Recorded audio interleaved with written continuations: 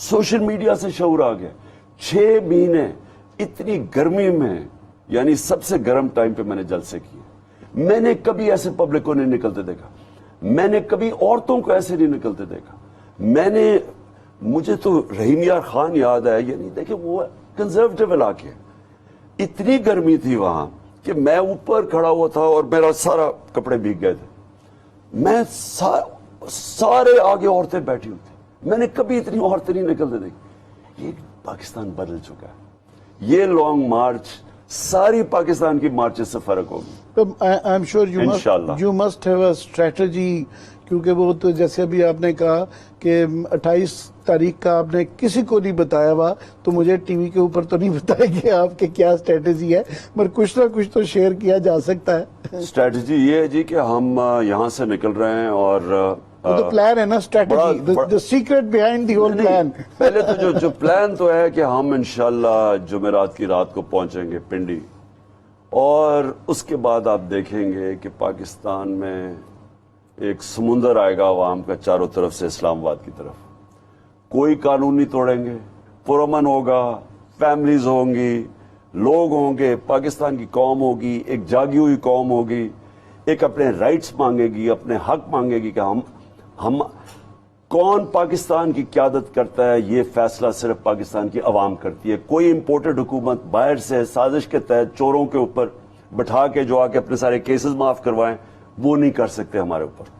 बहरहाल इस वक्त सारा मुल्क परेशान तो है, क्योंकि एक टकराव होने जा रहा है, और हम इस्लामाबाद वाले, हमें अंदाज़ा है कि वहाँ पे जब कंटेनर लग जाएंगे और ज़ाहिर है दूसरी तरफ आप होंगे और ये पूरा शहर और पाकिस्तान बंद हो जाएगा, तो हमें क्या डरने की ज़रूरत है? क्या करें, हम क्या करें? कोई सोल्यूशन, कोई एनीथिंग, एनी होप? आपको बिल्कुल डरने की ज़रूरत नहीं है। आप एक कौम जो अपने हकूक़ के लिए खड़ी होती है वो जिंदा कौम होती है। कौमें जो नाइंसाफ़ी के सामने सर झुका जाती है वो मर जाती है। चल भी रही होती है लेकिन मरी हुई कौमें होती हैं। अल्लाह ने जहाद, और जहाद का मतलब होता है नाइंसाफ़ी के सामने खड़े हो। सिर्फ सिंपल चीज़ है। सारे अल्लाह के पैगंबर इंसाफ के लिए आए थे, सब ने इंसाफ की बात की थी, सब जालिम के सामने खड़े हुए थे, चाहे वो हजरत मूसा थे फ़िरौन के सामने, नमरूद के सामने हजरत इब्राहिम, हजरत ईसा रोमन इंपीरियलिज्म के सामने यहूदी एलीट, नबी सल्लल्लाहु अलैहि वसल्लम मक्के के जो कुफार थे, जिन्होंने उनको फ्रीडम ऑफ स्पीच नहीं करने दी और निकाह जो छोड़ा गया, सब जालिम के सामने खड़े हुए थे। हम अल्लाह का हुक्म है हमें कि हम जब देख रहे हैं इस मुल्क में नाइंसाफी, चोर ऊपर मुसल्लत कर दिए गए हैं, और अगर हम इनको एक्सेप्ट कर जाते हैं, जो मैं कभी भी नहीं करूंगा, इसका मतलब कि हमारी कौम को हमने खत्म कर दिया, मार दिया। आप जब बरतानिया, मैं सिर्फ मिसाल दे रहा हूं, इराक वॉर हुई, बरतानिया को फायदा था, ऑयल कंपनीज को फायदा था इराक वॉर से। 20 लाख लोग निकले उसके खिलाफ कि जी नाइंसाफी कर रहे हैं, जिंदा कौम थी।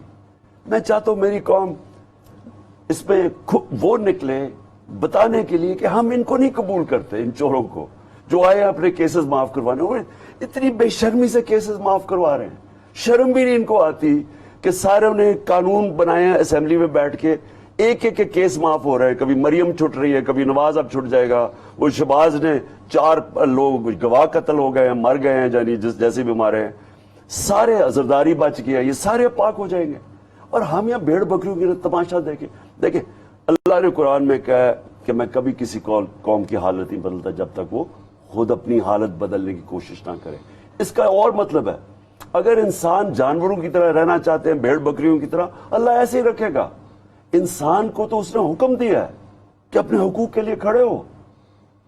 आखिरी सवाल मेरा आपसे, टॉपिक थोड़ा सा बदलते हुए, मगर बड़ी तशवीशनाक है कि ये हाल ही में हमने देखा कि तालिबान वहाँ से, अफगानिस्तान से आना शुरू हो गए, और फिर स्वात के अंदर जो है बड़ा हुआ। वो शुरू में जो एहतजाज हुआ वो एंटी मिलिटेंट्स था, लोग उनके खिलाफ खड़े हुए।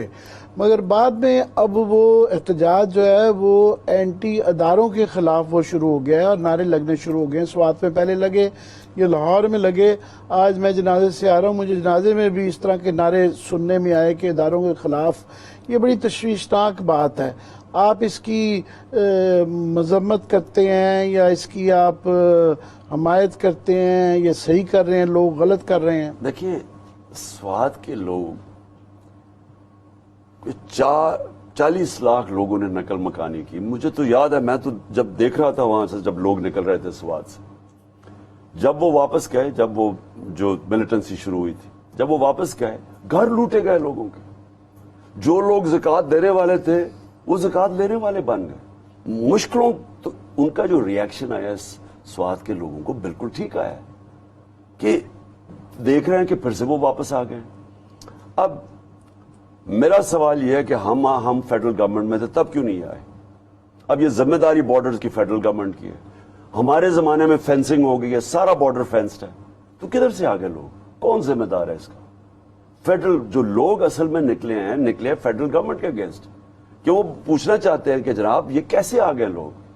اور اس کے بعد ذمہ داری وہ پوچھ رہے ہیں کہ اگر, بلکہ میں نے تو چیف منسٹر کو کہا ہے کہ آپ کو, ہم نے پولیس کمانڈوز ٹرین کیے تھے. اس کے بعد ہمارے دور میں آپ کو پتا ہے 700 پولیس والے مر چکے تھے جب 2013 میں ہمیں گورنمنٹ ملی ہے. ہم نے کمانڈوز ٹرین کیے ہوئے.